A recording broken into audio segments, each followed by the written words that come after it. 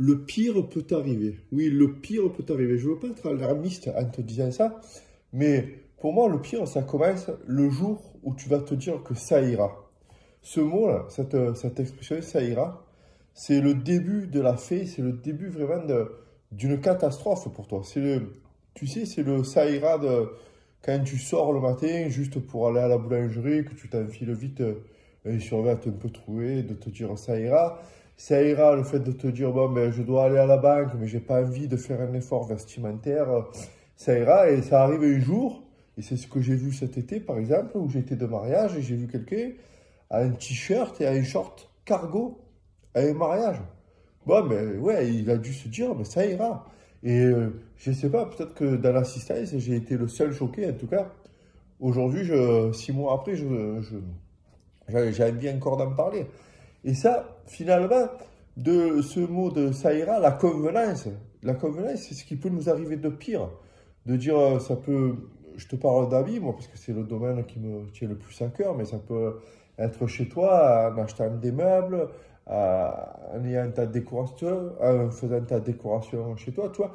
Tout ça, c'est quelque chose qui fait que si tu arrêtes de te dire ça ira et que tu le fais avec intention, tout ça, tu vois, eh ben, c'est quelque chose qui va créer chez toi un esprit de faire un effort en continu, un effort toute ta vie sur toi, sur ta personne, sur ton bien-être, et surtout sur le message que tu communiques aux autres. Que tu communiques aux autres et que tu communiques à toi-même. Parce que faire un effort dès le matin, de s'habiller un peu correctement, tu vois, c'est déjà montrer qui tu es. Alors, tu te montres à toi-même qui tu es, tu te montres aux autres qui tu es.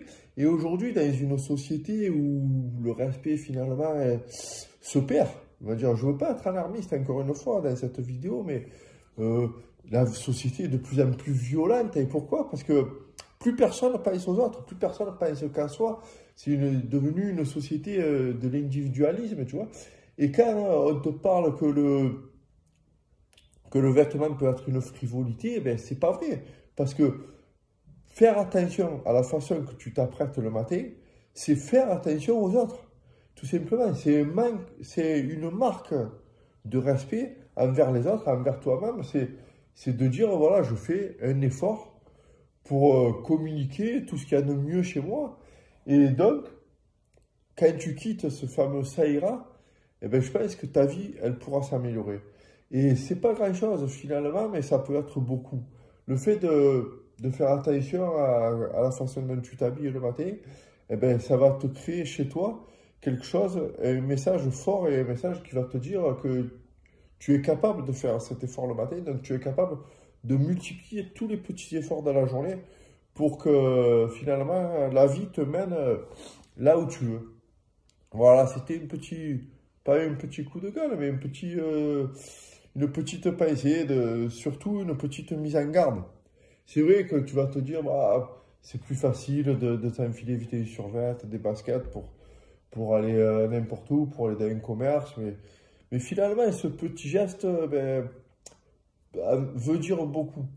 Et si tu décides, toi, de commencer par t'habiller avec intention le matin, tu verras que tu vas mettre le doigt à des endroits où il faut faire des efforts et où tu n'avais pas vu finalement que c'était tous ces petits efforts cumulés pouvaient vraiment faire te devenir une autre personne, tu vois.